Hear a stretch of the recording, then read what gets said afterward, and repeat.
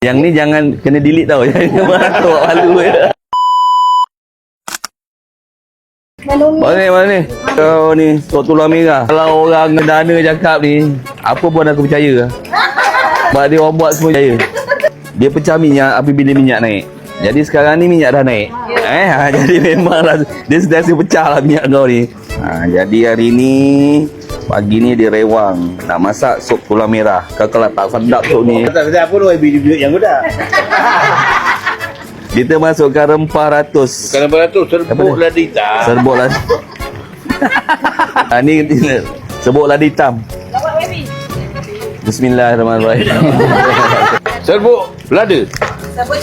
Cili powder. Dia tulis cili powder. Sama lah tu. Sama Sama. Dah boleh masuk Dah.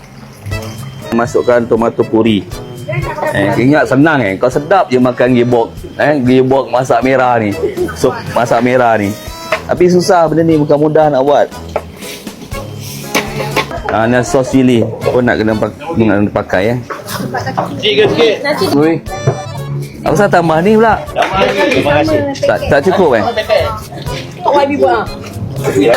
Bunga cengkeh pun tak tahu. Pandai. Bukan periuk kan? Periuk kawan ni. Ni sekarang ni api nak buat.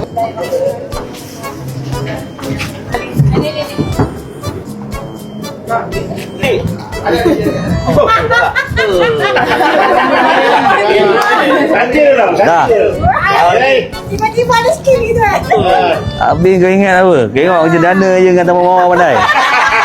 Rewang Raya Sekampung. JDKK Pagubah.